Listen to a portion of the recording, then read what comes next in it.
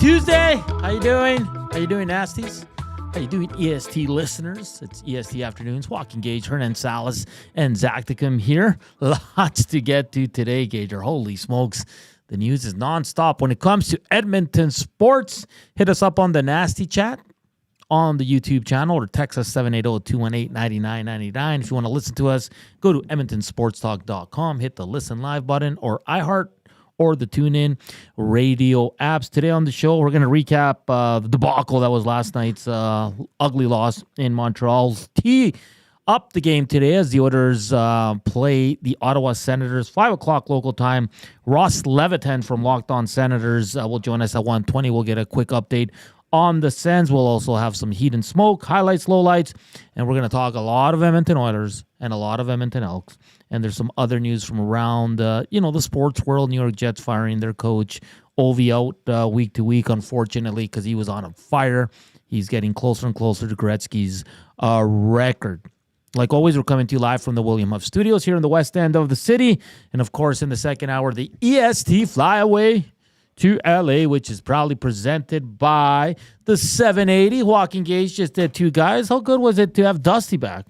Really good. It was filthy Dusty, like as it's mentioned in the Nasty Chat. Dusty dropping F-bombs during the show. He's fired up, man. Yeah, he's just he's a potty mouth. I think he said ass, too. Did he? Yeah. Yeah, the swear jar. It's full. It is not good. Let's start with Kasperi Kapanen. This is my take on it, Gage. You might not agree. But for a Stanley Cup contending team to pick up a guy off waivers who has 1 goal in 10 games, that ain't it, man. I'm sorry. He's due. That ain't it. And you want to tell me he's fast? Sure. Okay. But he doesn't produce. The Oilers should not be picking up these kind of players off waivers if you're a team that's rolling. I get they're struggling, Gager, and I get they need some speed to the lineup, but this ain't it. They have other holes. I know they can't score, but either can this guy. And I'm not going to tell anyone not to be excited and happy. I'm intrigued to watch him play too, Gager. Maybe he gets, a new, what do you call it? A new, oh my God. Maybe this is the right fit for him. Who knows? But for me, this doesn't excite me at all, Gager. There's other holes on this team that need fixing, and for me, this just ain't it. And we'll see where he fits in. Is he going to be top 6, bottom 6? I don't know, Gager. What are your thoughts? I know you shared them on the 2 guys in the goalie, but I didn't hear him, so I want to hear him now. Yeah, obviously you didn't hear him because I completely disagree with you. I think it's okay. You got a guy, like you said, add a little bit more speed, get in on the forecheck. My memory of Kasperi Kapanen was really good with the Leafs, and I thought he did some really good things.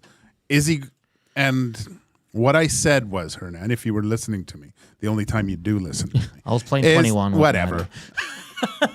Is the fact that now it creates a little bit more competition. I think that's important. I think that's really important with this team.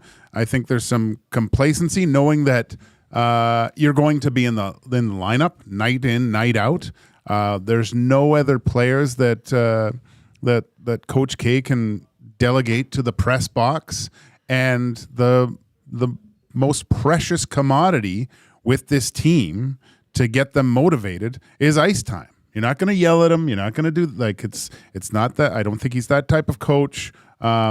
We saw what he did with Leon for 2 shifts. And what did Leon Draisaitl do after that? Yeah. He went off. So I like this. I don't know if he's in town tonight to play the Ottawa Senators. Could be. But no, I think it's a real good thing. Now, I know this doesn't fix the complete problem with the Edmonton Oilers. I think we know where that position lies, but this is I don't know. Maybe it's not duct tape. It might be Gorilla Glue for now, and it might actually turn out for this player. Is it also that maybe Arvidsson is going to be out longer? Well, yeah. Good point. Has anyone brought that up? Well, everyone's asking what's wrong with Arvidsson, right? Like, because he went on the trip. It seems like one of those issues that at first it's like, oh, it's okay. And then, the next day, well, it's not as good as we thought. We hoped it would clear up. And obviously it hasn't gone well so far. Hence, I think the reasons for claiming Kasperi off the waiver line, where At least you get a guy with some NHL experience, great cap hit at just $1 million too. It's low risk. It's free, right? He might be out of here by December 15th. Who Seriously. knows? Yeah, you never know. But like in terms of, like, I understand creating competition, but this guy's not going to come in and this is just for me, but move the needle in that sense, because I still think Skinner should be playing with Draisaitl instead of Podkolzin. I do. Podkolzin is great at a lot of little things, but he doesn't produce. That's 19 games. He has 3 assists. It's not good enough. Kapanen's probably going to get a look somewhere in the top 9. Gager, he's not playing on the 4th line. I can almost guarantee you that. But he's got more than Podkolzin. Yeah, he has 1 goal in 10 games and 1 point. That's it for this guy. So I apologize to all you fans that are excited, but I'm not. I don't think this moves the needle. Don't apologize, buddy. Stick with your guns. I don't think this moves the needle. I think this is just a stopgap. Hey, come in. Arvidsson might be out a little bit longer, but like for me, this isn't the move the Oilers need to make. And if it takes Kasperi Kapanen off waivers to get this team going, I said it yesterday when people were suggesting call up some young guys. If that's what this team needs, then they are in big trouble. Yeah, but I do think, buddy, that this could be a piece to the puzzle. This is it's an unfinished product by far, but I like it. I think I'm very optimistic about this. What did Dusty and Cass think about it? I think we were all on the same page in regards to creating a little bit more competition. That's what you need, because to me, man, it seems like these guys all know that they're going to get out on a regular shift. And once you light that fire and start treating, what did we say? Like last night, you on the post-game show, the perimeter play, the desire just seems to not be there yet, right? And if you're going out there thinking this shift could be my last, there's a little bit more motivation to go to hard areas and make sure you get not only on the good books of yourself and your teammates, but the coaching staff too. Be a reliable player. Play the accountability of playing a certain way that's going to help you win hockey games. It's too inconsistent. And listen, I haven't watched Kasperi Kapanen a lot lately. I don't know if he's a guy that goes to the tough areas. Hopefully, I mean, if you need him to come in and go to the tough areas so everybody can, like, that's what makes me angry is that this team, Gager, they know where you get the goals, where you're successful. They know this. They don't need Kasperi Kapanen to come in and tell them that. But again, it'll be exciting because he's a new guy on the team. He might get that new team bump and score 2 in his first game and something like that. Who knows? But for me, still the biggest issue with this team is the defense. I get it. It's a waiver pickup and it's harder to acquire top 4 defenseman. I understand that. But for me, this is just meh. We'll see. I'll be surprised if he's here by the end of this calendar year. Seriously. He might be gone by the end of December, Gager. He might. Well, yeah. I mean, if I have my spidey senses are telling me that Arvidsson might be out longer than they anticipated, and that's why this is the way to go. Yeah, you could have something there. You've definitely got the spidey tingle. There's nothing like for Oiler fans of a waiver pickup, eh? Oh yeah, it's awesome. This is like you know what? Christmas came early for Oilers fans. This is like the best deep dive into past like all the stats of Kasperi Kapanen, old KK, like we called him back in Finland. Yeah, it's 22 goals in the last 3 years combined. But he's not getting like I'm just saying. I'm not saying it's bad. I'm just reading what he hasn't scored. He's only scored 21. So that was with Toronto in his best year there, and back in 2018-19 when the world was just a different place, Gager. But yeah, last year 6, the year before 8 with St. Louis, 7 with the Pens, and this year in 10 games he has 1 goal, 2 penalty minutes, and is a -6. Yeah, well, but like you said, cap hit of $1 million. If you don't want him in a month or so, you can just put him on waivers and he's gone. What if he comes and fills a role? Like, what if he becomes like? I mean, there's a lot of guys that aren't doing anything here. No, I mean, and I mean he's going to fit right in with those numbers. Oh. Like, who's going to look at him outside of 97 and 29 and be like, man, you're having a rough season, eh? Oh, yeah. You, I'm sorry. You need some happy juice. I thought this was kind of when I saw it on Twitter, I was like, you always check if it's verified. Right? Yeah, I know. I was like, did the Oilers really just do this? And then I kind of showed you right before you went on air. Well, I went to St. Louis's site and they said yeah. So it was and Smitty the Welder says they picked up another perimeter player. I saw one, I think it was Rip City Step saying 28 that's third youngest on the team. He's a baby. He also says he's only 2 goals behind Hyman. Yeah. Look, it's not always about. Well, it is, I guess. But who scores? I don't care. It's wins, and the way you manufacture wins is the most important thing. And the Oilers aren't doing that right. It doesn't matter who scores right now because they're not playing at a level that's conducive to winning hockey games. Okay, let's get quickly here before Ross Levitan. We got time here, but if we can show can we show the photo first, Zach, of the first goal? I just want to, there it is. If you can just bring that for highlights, lowlights from yesterday's game. Gager, Cass had a great breakdown about where the defenseman has to be on which hip, depending on how he shoots. Like, this is right before Gallagher's tip, and a common theme, 4 guys around him, not one guy tying him up, or on the right side of him. Yeah, I mean, you want to control sticks, I think, especially when you see the shot coming. You want to take time and space away from the player.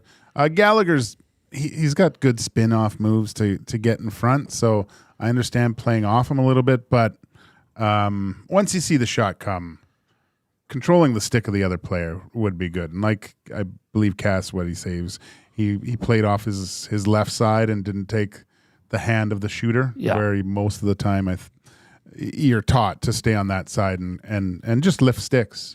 That's all it takes. You don't even have to get into a physical battle with it. You just control the other guy's stick, and I can give you the strongest person in the world, and you come up from under his stick and lift it up for it's going to lift, right? So again, a miscued play, but saying that, again, it's a great tip by Gallagher. Great tip. And we'll get to the second goal. And it's not really breaking down much. I don't like Draisaitl losing the battle to Cole Caulfield, Gager. No. And then that's the big thing. And this is why I picked this. Well, obviously, because it was a bad goal by Pickard. I kind of want you to break that one down for us too. If whenever you're so right here. Puck goes around the net. It's actually a good hustle there by McDavid, and he finds Leon Draisaitl here with a little back no-look pass. Draisaitl here loses the battle on the boards to Cole Caulfield. It happens, but you can't lose that battle if you're Leon Draisaitl. A nice give and go here with Jake Evans and the defenseman, and then just this shot, Gager. What did you see from Pickard? Just losing track of the puck and the player when he shoots. And again, these are just situations where trying to manufacture something that possibly isn't there. Like you have a good chance, chip off the boards out, Connor McDavid can get into a foot race, right? Yeah. Now you get a lot of stick reaching. Everyone's reaching with sticks, reaching, and there's a little bit of a screen there, but you'd like to see Pickard kind of recognize who's coming down, where the shot's coming from. I hate let's look at this. Look at it this way. I hate that goal, but I understand it. Yeah. If that makes any sense.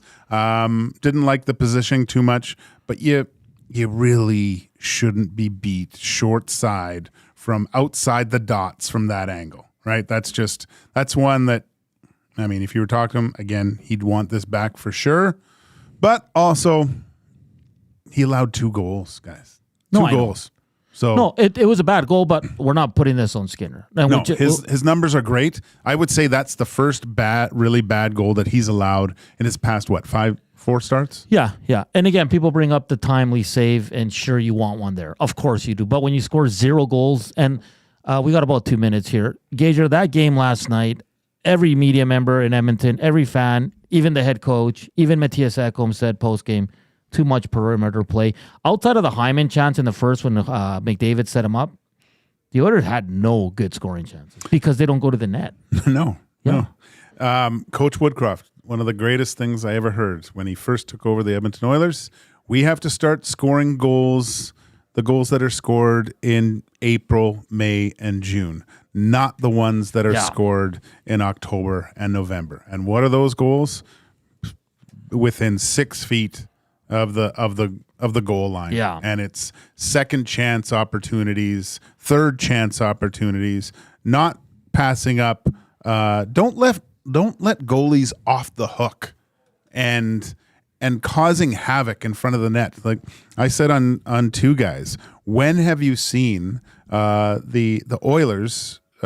Cass mentioned rush chances, right? Yeah. And how you fabricate rush chances a lot is at least one person going to the net. A lot of times you'll just have center drive. So what that does, it opens up a lane. Usually you take a D-man with you, opens up someone else coming up into the play. Or, if you don't have anything, you rifle it on net. You have a guy going to the net. As a goalie, you're thinking, okay, this guy's coming, this guy's shooting. I got him. All of a sudden there's a little bit more pressure of what to do with the rebound. Yeah.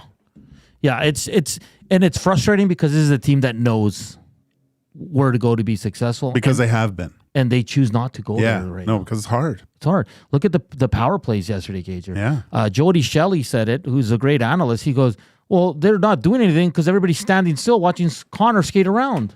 Yeah, I think it's time for the Marshall Nielsen sweat test that Dusty does, where he just they take off their helmet and give them a little rough up and see if they're working hard enough. Yeah, because I'm sure it looks like the executive workout with a couple dabs of sweat on the underoos. It's too funny. We got to get to break. As Ross Levitan will join us from Locked On Senators, and we'll continue the Oiler talk. A lot of news, a lot of reports coming out about Ed Hervey being the new GM of the Edmonton Elks. There's rumors there's a presser tomorrow and all that. We'll break that down as well, and lots of news around the NHL. Ovi week to week with a lower body injury. Very unfortunate. And the big one for me is Canucks forward JT Miller to take indefinite leave for personal reasons. That's an enormous loss for the Vancouver Canucks. So keep it locked here. We're only about just over 20 thumbs up, but we got about 159 watching. The numbers don't add up. Hit that thumbs up button, please. But coming up next, we will talk Oilers opponent tonight, the Ottawa Senators, and throughout the rest of the show, it's a lot of Oilers and a lot of Elks. Let us know what you think of Kasperi Kapanen being claimed by the Oilers off the good old waiver wire there. So up next, some Sens talk with Ross Levitan here on EST Afternoons. Hernan Salas, Joaquin Gage. Up next, though, it's Zach with a sports update.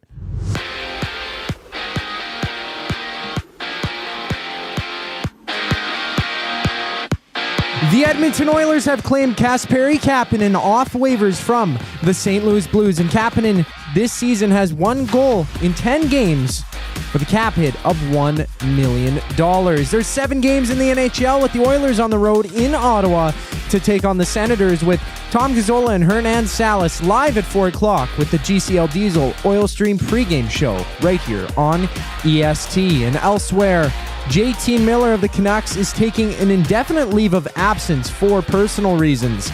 Miller this season has 6 goals and 10 assists in 17 appearances. Alex Ovechkin will also miss some time for the Capitals, as he's listed as week to week. Ovechkin sustained a lower body injury last night after being a part of a knee-to-knee collision, and will have further evaluation tomorrow. In CFL news, TSN's Farhan Lalji has reported that the Elks will announce Ed Hervey as the team's next general manager. According to EST's Jay Milne, the Elks will hold the press conference tomorrow. Just after the break, Ross Levitan from Locked On Senators joins EST Afternoons. I'm Zachary Kubish for your sports update. Ready for an unforgettable sports experience? It's the EST Fly Away to LA, presented by the 780. Listen daily for the EST flyaway keyword. Once you hear it, text us at 780-218-9999 for your chance to qualify to fly to LA. Round trip flights for 2, hotel and car rentals, all to go see Edmonton face off against either LA or Anaheim. Plus, experience the brand new Intuit Dome as the Clippers tip off against the Warriors, and top it all off with the Rams kicking off against the Cardinals at SoFi Stadium. This is more than just a trip. This is the ultimate sports experience. The EST Flyaway to LA, presented by the 780 and Edmonton Sports Talk, your clear choice for Edmonton sports. Since 1952, William Huff has been the heartbeat of Edmonton's advertising world. From humble beginnings to a citywide powerhouse, we've been the go-to for signage from print to design and installation. Partnering with Edmonton's top sports franchises and major events, we've helped shape the city's global reputation. Our secret? Unmatched customer service, decades of experience, and a passion for excellence we call the William Huff Advantage. Visit us online at williamhuff.com. You want the heavy hitters on your team, both on and off the ice. If you've been injured in a car accident, call the heavy hitters of injury law. James H. Brown and Associates, Alberta Injury Lawyers. With over 200 years of combined injury law experience, their precedent-setting lawyers are ready to help. Locally owned and proud Edmonton Oilers fans, James H. Brown and Associates wants to support you with their unrivaled experience, unrivaled results, and unrivaled commitment. When accidents happen, head to jameshbrown.com.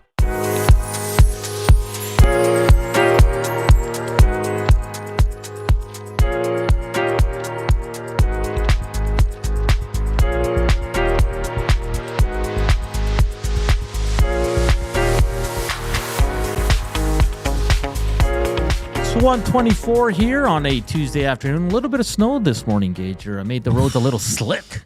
Yeah, I wish I had my old goalie skates on, because they would have had more traction than my car. That's for sure. No doubt. Well, that's maybe not. Yeah, drive safe out there. EST afternoons. Joaquin Gage, Hernan Salas, Zacticum. Lots of news here in Edmonton as Farhan Lalji is reporting that the Oilers, the Elks, will name Ed Hervey as their next GM, with a presser coming tomorrow, but nothing confirmed yet from the club. But we'll break it all down. And the Oilers claim Kasperi Kapanen off waivers. Yeah, that's where we're at, Oiler fans. Kasperi Kapanen. But let's talk some Ottawa Senators, the Oilers' opponent tonight. A team that I'm a little concerned about this game tonight, Gager, with our good friend from Locked On Senators, Ross Levitan. Ross, how you doing, my friend? Good, boys. Is Roby Arventi not ready for the call-up? Why are we calling up Kapanen off waivers? He got hurt again in the minors. No. Yeah, I saw you had a good game here to start the season. I think that's the last time I was chatting with you guys during the summer. Yeah, he came back, had a couple good games, and then he's back on the in the trainer's room again. So unfortunate there. But yeah, hey Ross, listen, here in Edmonton, I shouldn't say we are all freaking out because the Oilers are not playing some inspiring hockey. Yesterday was just a dud of a game, a team that plays on the perimeter. What can we expect from this Senators team that's 8-1, 17 points? They're hanging in there. Their top dogs are playing excellent in Stützle, Tkachuk, and Batherson. But what have you made this team of this Sens team 17 games in? Yeah, 17 games into the Travis Green era too. So you're still trying to get the players on the right track as the coach wants them to play. They've had some great moments, and they've had some awful moments. They've also lost a few games where I think they deserved better. Most notably last Thursday, they lost 5-4 in overtime to Philly. They allowed 19 shots. I mean, 19 shots against, usually you win that game, you're up 2 goals with 10 minutes left. But it's just these little moments, these details within the game are really struggling. And one thing that concerns me about tonight, outside of the fact that McDavid and Draisaitl have 2 of the best points per game against Ottawa in franchise history. We can thank the All-Canadian division for that one, where the Oilers went 9 for 9 against Ottawa. But what else concerns me is that the quick strike offense of Edmonton is the kryptonite for Ottawa. Ottawa's allowed 2 goals within a minute more than 7 times this season, where they let in one and it feels like the next shift, all of a sudden it's another one. Those quick momentum shifts, it's becoming too much of a habit right now. Other than that, it's hard to pick holes in this team. I think they're better than their record shows. And I think I told you in the summer I was drinking the Kool-Aid either way. But the way they performed over the 17 games really does give me hope. They've got the best home power play in the National Hockey League, clicking over 40%. They're getting all the offensive weapons. You mentioned the guys who are over a point per game, but Giroux's had a 6-game point streak this season as well. Josh Norris has shown up on the goal scoring stat more than I think fans would have thought, coming back from another shoulder injury. So they're getting contributions throughout the lineup, but they haven't put together a win streak. Like I tweeted out the other day, they have 1 win, 1 loss, 1 win, 1 loss, 2-2. Like they haven't had a 3-game set where they either win or lose. They've now lost 2 in a row. I know Edmonton has as well. Both teams got shut out in their last game. So I think it's going to be a hungry start tonight between the Sens and Oilers. Ross, we going into other markets, I love hearing how they view the Edmonton Oilers, and it really seems like in this first quarter of the season, anyways, that most teams really get up to play Edmonton, knowing that, as you aforementioned, Connor McDavid and Leon Draisaitl have the ability to make teams look subpar. How are the Senators looking at this game? Is this a big measuring stick for them? Because obviously things haven't gone well for the Senators in the last few seasons, but as you mentioned, the Travis Green effect and that slowly coming into play. How are they approaching this game tonight? Well, it's the first of a 4-game homestand, all Western Conference opponents. It's Edmonton tonight, Vegas Thursday, Vancouver Saturday, and Calgary Monday. I mean, especially this week, those first 3 opponents all bring a lot of offensive firepower to the table. And I think Ottawa's using this as a way to hopefully get into a rhythm, because not only have the wins and losses been alternating, but it's also been kind of 1 home game, 1 road. They fly in, they fly out. And it's tough to get into some sort of rhythm. So now they're fully healthy. There were some off-ice personal reasons why David Perron's been out of the lineup. He missed 8 games. He got his feet wet against Carolina in his first game back. So now he's in a spot in the lineup. Shane Pinto missed 8 games. He's in a spot in the lineup now that suits him. And one of my favorite stats, if I'm looking at the Senators and kind of some hope and why this team could be successful tonight against Edmonton, when they have their top 3 centers in the lineup, Tim Stützle, Josh Norris, and Shane Pinto, they're 30, 16, and 4 all time. And the only problem is that's 18% of the total games that those 3 could have played together. With Shane Pinto's suspension last year, lots of injuries. So I think now you're looking at, to answer your question, this team is healthy, which you don't always see at the National Hockey League level. The only injury is Edmonton boy Noah Gregor. He's out of the lineup wearing a non-contact jersey at practice, so he won't be in the lineup tonight. But other than that, there's no reason why this can't be a glimpse of what the Senators are in this 4-game set. But when it comes to the Oilers, I think this is one of those games that sells out every year in Ottawa. Fans want a glimpse of 97, 29. Obviously, the cool storyline with the 2 best German players in the National Hockey League with Stützle and Draisaitl going head-to-head. It's a marquee matchup. Is it a measuring stick game? I don't know if I'm going to give Ottawa enough credit to be there yet with a Stanley Cup finalist, but it's certainly a let's see where we're at against a team that's got firepower and has had your number in the past. Ross, a lot of our listeners are saying great to your little tidbit there about how good their power play is at home. Because I don't know if you know, the Oilers PK is dead last in the league. So keys to victory, Gager. Stay out of the box. Stay out of the box. Ross, Linus Ullmark, a little banged up to start the season. He's played in 10 games. He's 4-4 with an OT loss as well. Save percentage a little low. He probably wants that higher, but the goals against is decent right now. How has Linus Ullmark looked in his new team? It's so interesting, right? Because both he and Jeremy Swayman, the best goalie tandem the last 2 years, yeah. Swayman's numbers are awful too. It's like these two, you separate them. We need to give them both a hug or what? But hey, look, there's been some highs for Linus Ullmark. He got his first shutout of the season last Tuesday against the Toronto Maple Leafs on the road. Again, a game that Ottawa dominated, though. I think he only had to make 24 saves in that shutout. But it feels like the lack of shot volume, and Gager could probably speak to this as a goalie, where it's like he's almost not being able to get into games. There was a game a week and a half ago where the other team, the Boston Bruins, in Boston, went 24 minutes without a shot. And their first shot was a 2-on-1 in overtime where he had to make a big save. Like, that's tough for a goalie. So, look, he didn't play against Carolina, a very high shot volume team. Tonight against the Oilers, I said I hope he has 12 or 15 shots in the first period to get him into it, because it's felt like 5-on-19 against Buffalo against the Flyers was his last start. I think he needs to get into a bit of a rhythm here, and it hasn't helped that he missed most of camp with an injury. and they haven't given him the reins. They've been kind of back and forth, him, Forsberg. He hasn't started more than 2 games in a row. So if I'm the coaching staff, I'm giving him the keys and saying this 4-game homestand is all you. No matter what happens, these are your 4 games. Go out and get it, and we'll see what he can do. But he certainly hasn't been at his best from what we know he has been in the NHL before.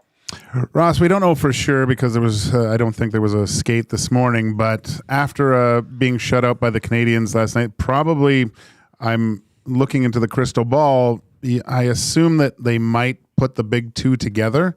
If so, who gets that matchup, do you think, or what would Travis Green try to match the Connor and Leon line up against? Travis Green is so funny, by the way. At the press conference this morning, he was asked that, and he goes, "Guess you'll have to wait and see in terms of what line goes up and matches that." But I think the answer that I would give would be the pairing of Jake Sanderson and Artem Zub. However, they've underperformed this last week, 2 weeks. Now, Zub missed a lot of time. He's kind of an unsung, like a poor man's Matthias Ekholm. He's never going to be flashy but he just goes out there, makes his partner better. We always said whoever plays with him is the Sens' best defenseman, based, of course, on a bit with how much he helps as a right shot guy, steady Eddie back there. But Jake Sanderson started the year on fire. He's got 11 points this season, boys, but 0 at even strength. He's still getting looking for his first point at even strength, whereas Thomas Chabot, a lot of people thought that was a trade that was well in the favor of the Washington Capitals, trading Jacob Chikrin for Nick Jensen and a pick.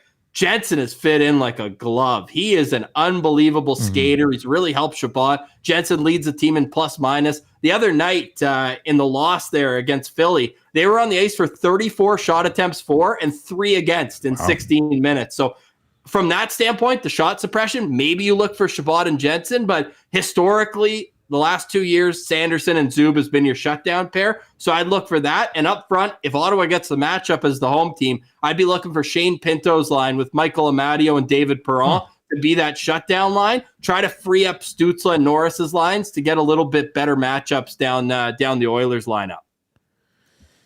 Ross, like always, a great breakdown on the Sens. This game should be fun. I know here in Oilerland, everybody's getting kind of worried about this team a bit and looking for a big 2 points after a very bad game last night in Montreal. On a side note, our producer really likes your hat. He wants to know if you can send him one.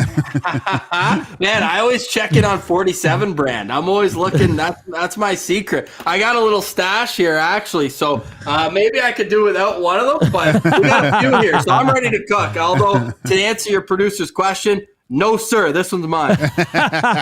All good. Ross, thank you for taking the time on a busy day. Like always, great stuff on the Senators. Should be a fun one. Enjoy the game, and I'm sure we'll have you on in the near future. Likewise, Gager, Hernan, really appreciate you reaching out. Always happy to do this, and let's have a good one tonight. I'm betting a goal in the first 10 minutes. Both teams coming off being shut out. So let's get the offense rolling, eh? Thanks, boys. Appreciate it. Thanks, Ross. That's Ross Levitan, host on the Locked On Senators podcast. Listen, I'm a little biased, but it's probably the best the NHL team podcast on that network. Like those guys do a phenomenal job. Yeah, I wish the Oilers would play them more so we can have him. Well, we should just have him on anyway. But it's just you know what's because he's an Auto guy, but I think he's in Winnipeg now. So I think he's doing some sports radio in Winnipeg, but he's still a big Ottawa guy. Gager, quickly, thoughts on JT Miller leaving the team? A big loss for me. He's the kind of guy that runs that team. There, he's the straw that stirs that drink, right? Like he is the main reason for success for the Vancouver Canucks. So very unfortunate for not only him, whatever's ailing him. Hopefully he gets the help he needs and can get back to playing because, although Oilers fans probably don't like seeing JT Miller in the lineup, he's a whale of a player, man. Yes. You hate playing against him. He's just awesome. He's built for the postseason. And, but saying that, we kind of said the same thing when Connor went out. Time for other players within that organization to step up. Number 40. Yeah, they need something from him. It's the same as the Oilers losing McDavid or Draisaitl. That's how important he is to that team. I would say even more so. Yeah. Yeah, no, that's a good point. And again, we don't know why he's leaving, but like Gager said, we wish him all the best. I know they do battles with the Oilers, and he makes a lot of Oiler fans angry, but you do wish him the best because I always say when a player makes you angry, it's not because he's a bad player. It's because he's doing it right. He's doing it. That's right. how I know I'm doing it right, Hernan. You're always mad at me. I'm never mad at Gage. So today, me and Zach, before we go to break, we were standing in there and we did a little sparring session. Oh, really? He would have been done. I lined him up for a kick right in the thigh. I probably would have broken. Spinning back kick? Yeah. He's Nice. pretty quick though. Like he's very bouncy. That's right. Yeah, I'm bouncing in and out. What are you guys doing over Russian there? boxing over there. I get excited Oh, sometimes. like boxing. All right. Get fired up. You know, I gotta move. You sit down all day. I'm in behind the screen here. Sometimes I just have to, 1-2 at the shadow, right? Yeah. So what we thought is because he does jiu-jitsu, I'm going to train him boxing and then we're just going to fight. Yeah? Yeah. Okay. He probably has the edge though because if he takes me down, then You're done. You're choked Netflix, out. you hear that? it'd be better than the It would be Thai better. but no, he moves well, man. You can tell he's into the fight game. Oh, yeah? Yeah. You know, it's funny. My son asked today if he could, for Christmas, he wants a membership at a boxing gym. Nice. So. Well, I was watching the boxing on Friday, and this wasn't because of Jake Paul, Mike Tyson, but I was like, I want to get into boxing. The girlfriend's like, why don't you? I'm like, I don't know. I'm kind of old. I mean, no, but if you're going in there just to train, you don't have to spar. No, but just to learn. But wouldn't you want to spar just to see where you're at? No. I'll know where I'm at. Standing on my own 2 feet, not sleeping. Yeah, you're like, I'm good. I'm good. Yeah. But training like that, it's the best workout. Like you go and hit the heavy bag for like a minute and a half, you're done within the first. Like when Mike was looking like that, I go, yeah, that's what I'd look like. Oh, even before that. But the one thing my ass looks a little better though. those promo videos, what they didn't show were his legs. I know, yeah. They weren't. No. Oh, man. The nasty chat is absolutely buzzing. Hit us up, 780-218-9999. The rest of the show is for you, our EST listeners here on EST Afternoons. Lots of orders to get through, lots of Elks news to get through. As we continue on, we'll have some heat and smoke as well. I have a few questions for the boys, and it's changed because of the news of the day. We're at 51 thumbs up, which is really good for 140 Gager. Just a reminder, Reed Wilkins is coming up at 3 o'clock. Then we'll transition into the Oil Stream pregame show at 4. And then Reed and Jay will be back from 5 to 6 as the Edmonton Oilers are in Ottawa to take on the Senators. 5 o'clock puck drop. And keep it locked here on EST Afternoons. We got you covered all day long. Portions of this hour brought to you by the Brew House. NHL lives at the Canadian Brew House. Every Oilers game day, get $1 off tankards of Molson Canadian and Coors Light. You can win game tickets and 2 tickets to a surf and turf dinner at the end of the season. Full details at thecanadianbrewhouse.com. More Oilers and Elks after the break. It's EST Afternoons. Joaquin Gage, Hernan Salas. First up is Zach with a sports update.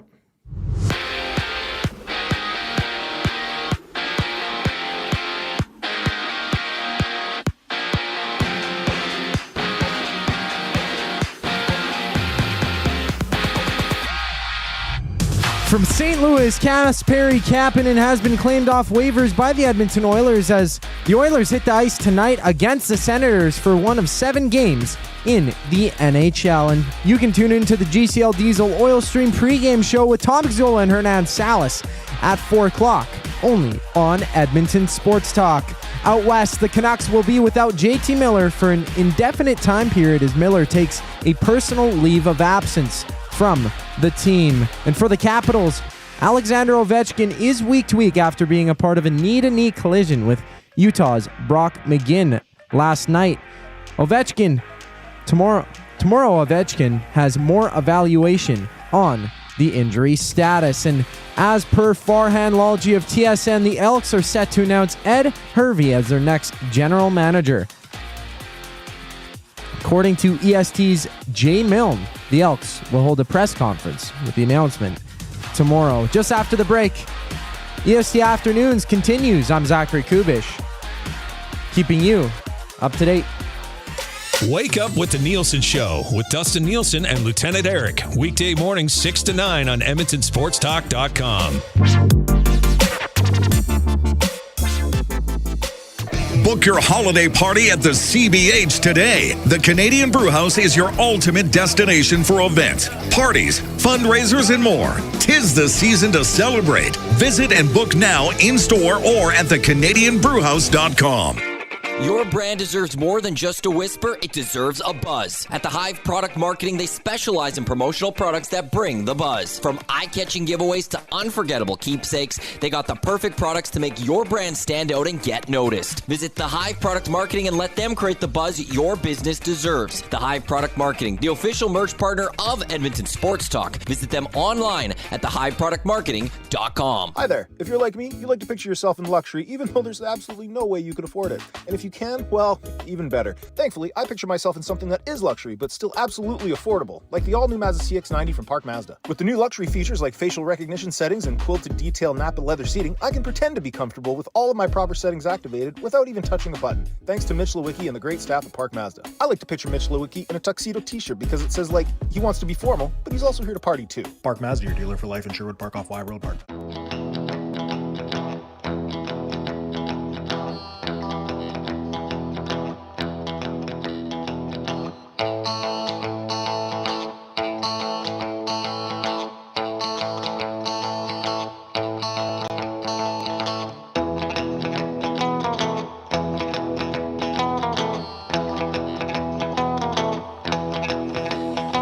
It's 1:44. Welcome back to EST Afternoons here on Edmonton Sports Talk. We're coming to you live from the William Huff Studios. It was great to see Dusty back on the air today. Oh yeah, that guy. Yeah, it was great. He's dropped a few LBs, eh? Yeah, I didn't know he was chewing tobacco in the press box. You hear that? He had a spit bucket.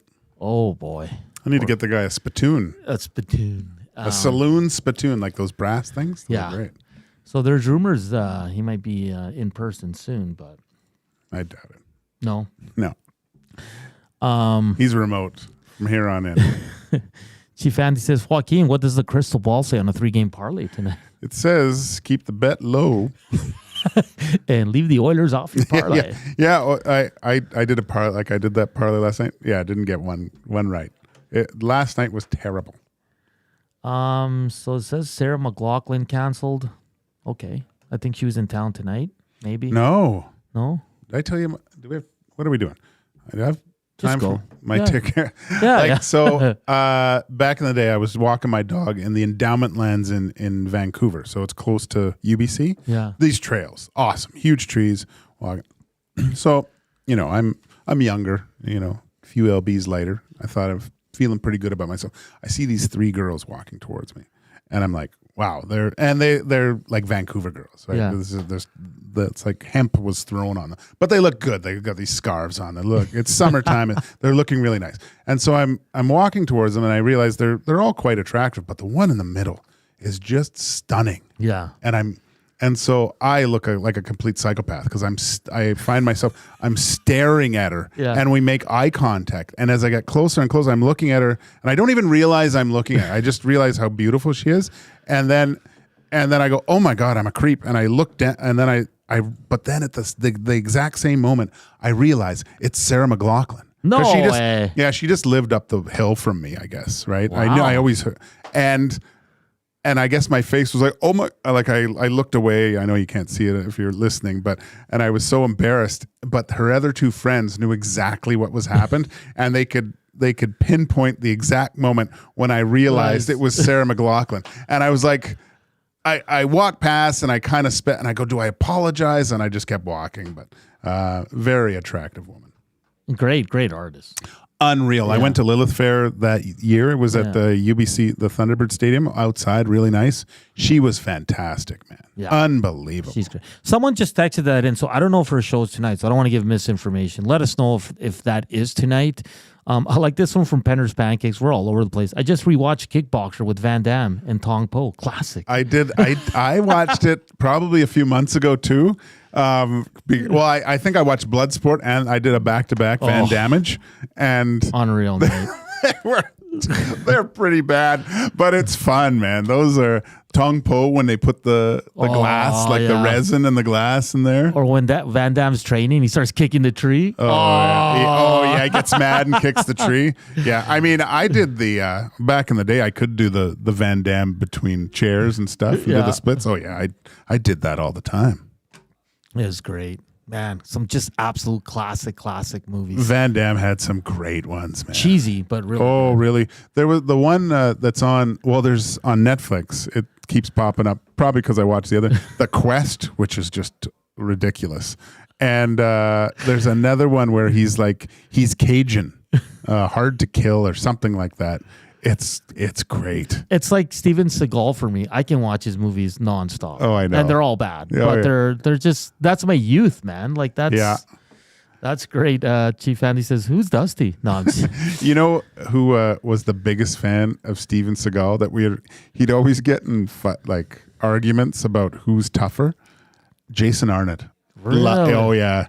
He would, I remember watching a movie at his place and Seagal did some move and he was just like in awe of it. And he used to go, Siegsy.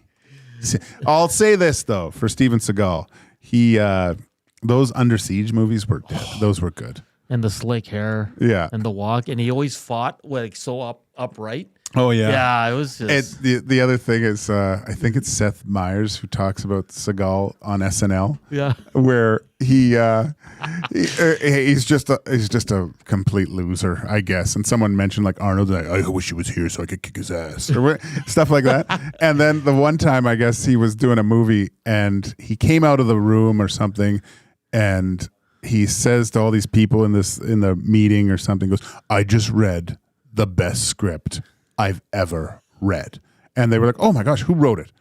I did. Classic. This classic. There's a movie I love I just got to look this up because he has a lot of cheese movies. Oh gosh. Which one is here? I got Hard to Kill's great. Oh, that's the Jamaican one? No, that's when they kill his wife. Oh, right. Yeah. That's with the, what's her name from Weird Science? Yeah. The Jamaican one, I think, is Above the Law. No. That's Marked for Death? Marked for Death. Yeah. That's it. Yeah. The twins at the end. Wow. What are we doing here? Well, I don't know what we're doing. 80s, early 90s action heroes? Oh, who's man. the best? 780-218-9999. Yeah. Van Damme or Seagal? Can you do that poll for us, Zach? Jean-Claude Van Damme and Steven Seagal, who is better in the 80s action movies? Let's get to Heat and Smoke. I got some quick questions for the boys here. Heat and Smoke brought to you by? No, we don't have anyone yet. All right. With the news of today, Kasperi Kapanen comes in, 10 games played, 1 goal scored. He's got speed, Gager. We know he has some touch around the net. He's a right winger. Right now, in the first game for the Edmonton Oilers, who are you playing him with? Ooh, that is a good question, buddy. I think what you're looking for anything with the Edmonton Oilers right now.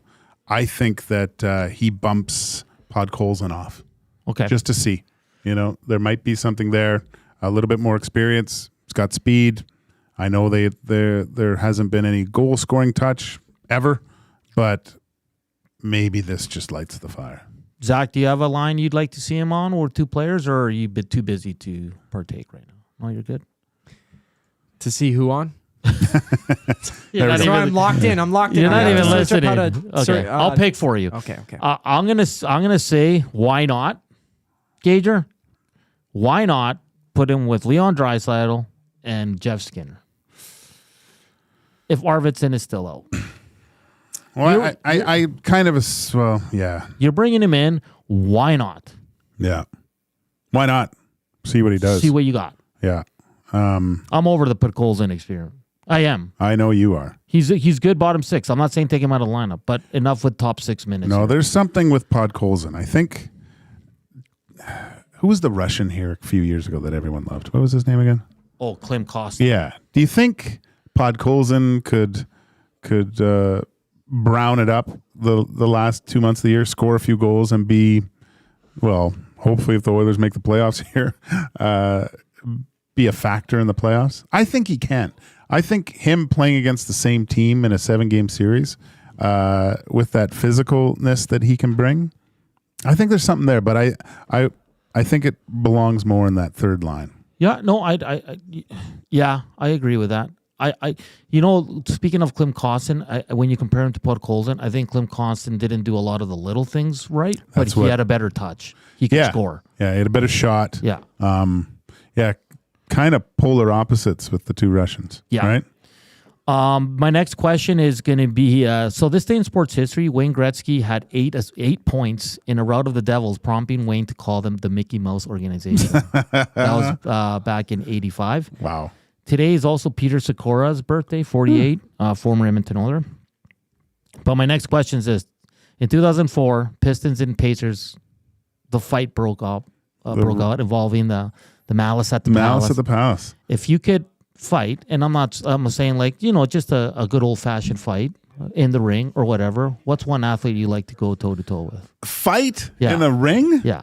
If I was any good? Yeah, exactly. Oh, I think I would love, if I was good enough, I would love to fight Floyd Mayweather.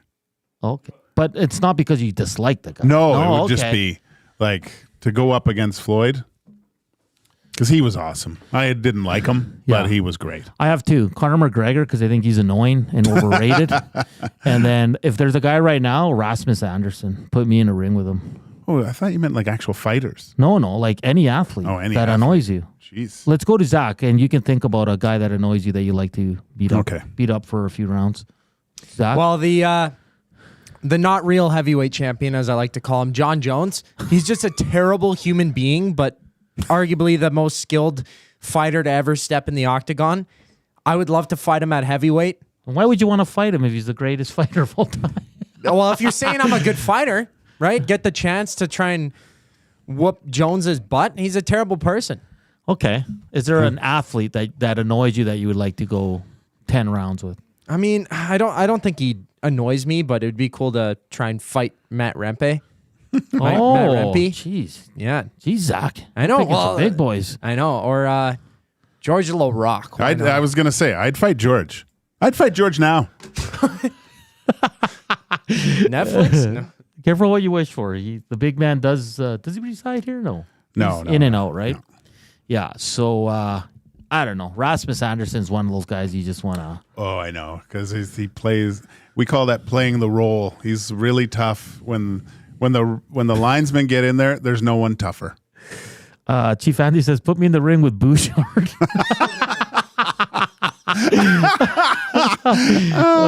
Jason and that's good. Jason and Leduc says, I love to kick the crap out of Max Verstappen. It's a good one. Cole Harbor Joe, give me Jose Altuve. The cheater. Yeah. Norman a Combine Bouchard. Jesus. Oh, Boosh. Jake Paul. Oh, wow. How do we not go fight Jake? Yeah, I think I could beat him today. Keep those coming in. Who do you want to see Kasperi Kapanen play with in his first game? Also, which athlete, past or present, would you like to go 10 rounds with in the ring? And then today's National Monopoly Day, Gager. Oh. We've all played Monopoly. Yeah. I just want to know, what's your favorite board game of all time? You know what? I am the wrong person to ask. You don't play board games? No, I used to, but the board game master is actually in the studio. Is Reed Wilkins. Oh, yeah. But if you're going to, I don't like chance too much in a board game. And there's one board game, and I asked Reed this. It's called Diplomacy, where there's absolutely no chance, and you have to negotiate and take over the world and things like that. It's a really fun game to play with. It's good with a lot of people. I also liked, you probably remember this, it was a game called Cranium. Oh, yeah. Cranium was great. Yeah, Cranium was a lot of fun. The one game that I've never played where it would be a lot of fun, especially with guys around, is that Cards Against Humanity. That's great. I think I've never played it. So, but those are probably the top three. You remember Balderdash? Yeah, but I didn't play it that. I went and I probably played Mario Kart when people were playing that. Zach, what do you got? I'm a pretty vanilla guy when it comes to that. Board games. I love Monopoly. When you brought that up, I had no clue, and I love Monopoly so much. Risk is another one. There's quite a few Risk ones, is great. But Cards Against Humanity, that's always a good time. Engager, I would highly recommend playing that at any time. You sit down, you crack open a 6 o'clock or lager, you just laugh endlessly. It's so good. $12.99 at Sobeys Safeway and Liquor right now on sale over Christmas. Settlers of Catan's good. Yeah, I heard that's good. Yeah. Our buddy old Ryan Rashog raves about that thing. Any appetite for Scrabble? Yeah, that's good. But it just points out that how much spell correct has helped me over the past few years. Yeah, I gotta say my favorite game. I'm with Zach to come. The Risk is awesome. But then there's risk. There's chance because you're rolling dice. Oh, right? okay. So with diplomacy, there's no chance in it. Yeah, no, it's I used to play Clue too as a kid. Clue's a lot. good. Clue was really good. And Reed is like he's the board game master. Oh yeah, man. Yeah. So he's probably laughing at us because we're so generic. Exactly. Like he knows some really obscure stuff. Yeah, it actually creeps me out. Rusty Shackelford says Settlers of Catan, great game. Dr. Dry wants to fight Stan Bowman. Let's see here. Sully says you boys need to try Game of Thrones Risk, best game out there. Oh, that would be fun. Yeah, interesting. Stock Ticker is dope from Jason. Let's see here on the Chess and Connect 4. Yeah, I mean those are like the classics, right? I love chess. I'm just not very good at it. Yeah, a lot of chess. Actually, you were mentioning chess, I think, today, weren't you? Yeah, I was actually playing it last night with my buddies, and I was like, I might bring a chessboard in, and Maddie said he would play me. I know he'd whoop me. What's your opening? One. Queen's Gambit? Yeah, totally. Yeah, that's the one, yeah. That's a great show, actually. Which one? Queen's Gambit. Oh. You haven't watched that on Netflix? Fantastic.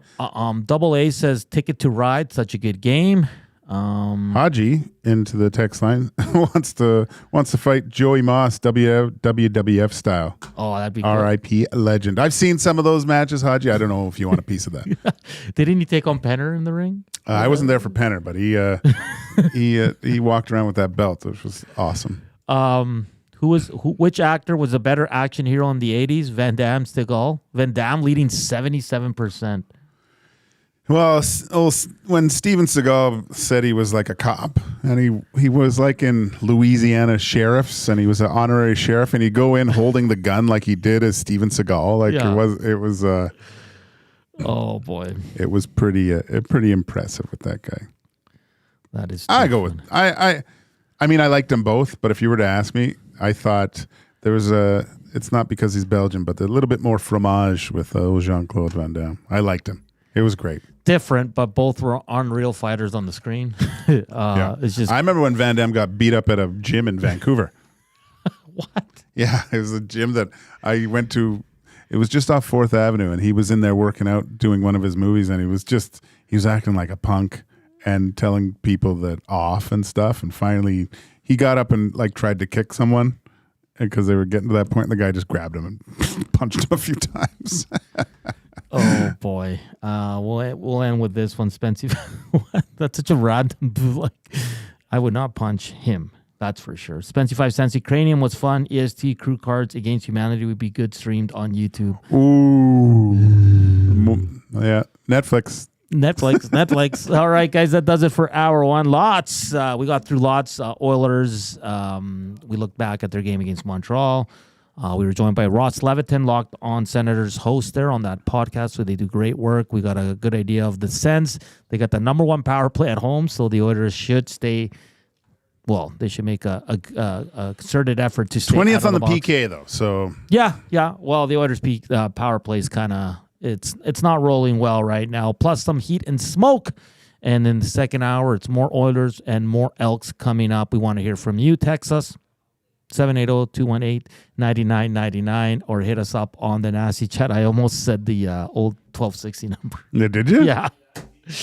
Boy, oh boy. But that's all coming up next. We want to hear from you. And of course, the EST Flyway to LA, which is presented by the 780 in the second hour. We're back after the break. It's EST Afternoons. Joaquin Gage, Hernan Salas here on Edmonton Sports Talk. Celebrating 70 years in the signage industry, William Huff Advertising is the most recognized name in the game.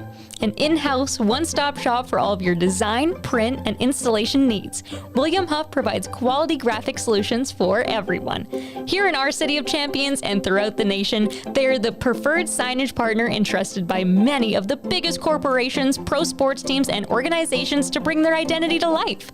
Recognize the name, get in the game. WilliamHuff.com. Looking for a winning strategy for your retirement? Contact me, Joaquin Gage at K4 Financial, where expertise meets dedication. I will always look for a careful approach to your retirement, ensuring your financial future is secure. From tailored strategies to clear, actionable advice, I'm here to guide you every step of the way. Don't leave your future to chance. Get in touch with me, Joaquin Gage, today at k4financial.ca or email joaquin.gage@k4financial.ca to start planning for a brighter future and a more secure retirement. Edmonton Sports Talk delivers a mass audience of key, influential customers to your business, all while you associate your company brand with the biggest names, the hottest sports news, and teams from every league around the globe. It's where fans go to get their sports fix and where our partners find the most loyal consumers. Contact us today and see how our team on Edmonton Sports Talk can score the biggest goals for your business. With various advertising options available, email business@edmontonsportstalk.com or head to our website, edmontonsportstalk.com.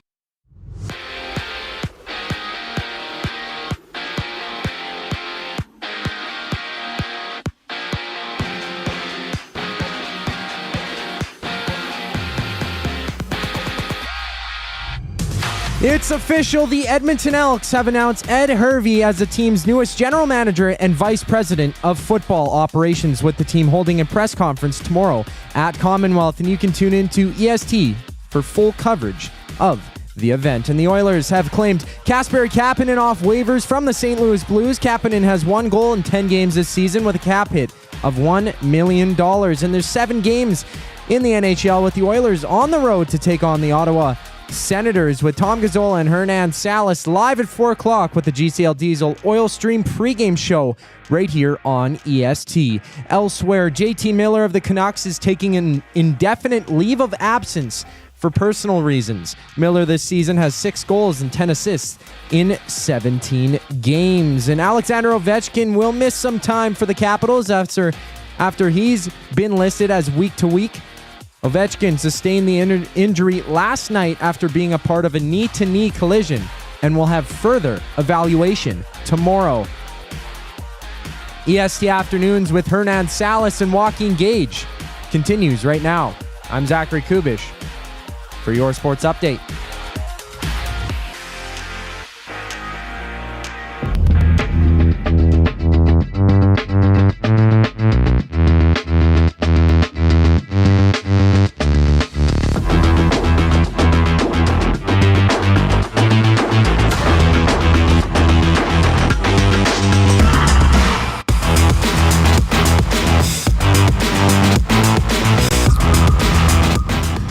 Hour 2, EST Afternoons here on Edmonton Sports Talk. You want to listen to us, hit us up on TuneIn or the iHeartRadio apps, or go to edmontonsportstalk.com, hit the listen live button. You want to watch us, EST YouTube channel, hit us up on the Nasty Chat. Let's get the thumbs up. We're doing really well for this Tuesday, or text us 780-218-9999 on Heat and Smoke. We want to hear from you, and let us know who you would play with Kasperi Kapanen in his first game.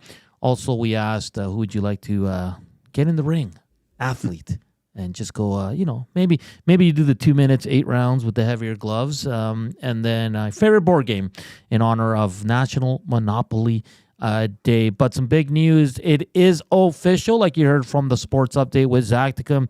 Ed Hervey named Elks Vice President of Football Operations and GM as the 51-year-old returns to Edmonton for his second stint. Of course, he led the Elks to a Grey Cup. He spent 4 seasons with the Ticats, including last season as their GM. It's his third stint as a CFL GM after 4 seasons in Edmonton from 2013 to 16 and 2 seasons with the BC Lions in 2018-19. Of course, Hervey played his entire 8-year career with the Edmonton Eskimos, suiting up in 188 CFL games. And it just seems, Gager, It just seems like this is the right fit, and this was the right fit all along when Chris Morris was hired. Yeah, we were there when Chris Morris the speech. This guy seems a very loyal person, I think. Yeah, and he wants to put people in place that I think he has a little bit of familiarity with, and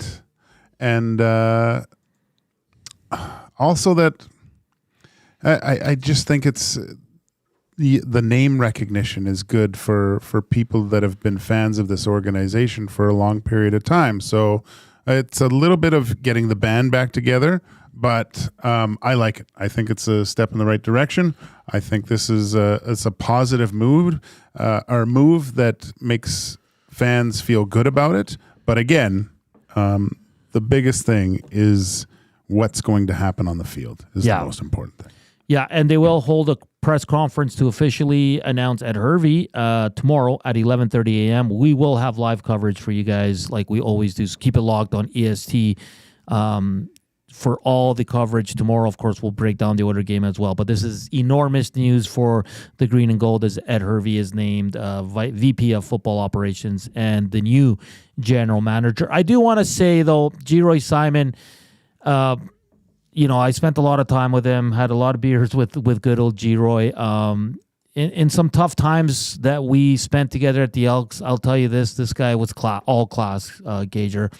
CJ was a little, it was just a little rough at times. There were some rough seasons, and Geroy always was respectful, always was humble. And sometimes people get a misconception of guys like Geroy because he's one of the greatest receivers of all time in the league, and he might have an ego, and he was the complete opposite of that. And I just want to say, like, in some dark times with the Elks and that we went through together, he was always a professional. Like I said, he was always respectful, humble, always had time for everybody, and it was just pure class. And Geroy Simon, he will land in another team, Gager.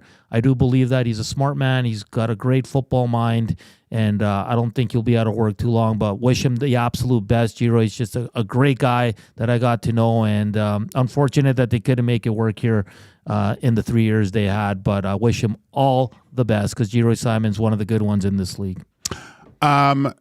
Yeah, it's... you couldn't run it back, though. I don't think. It was tough. It was too tough. Like, he would have had to, if the Elks maybe, made it to a playoff position and got into the playoffs, maybe you think about it because that would have shown that there was some progression. Yeah. But with the results over the past 3 years, you just can't do it.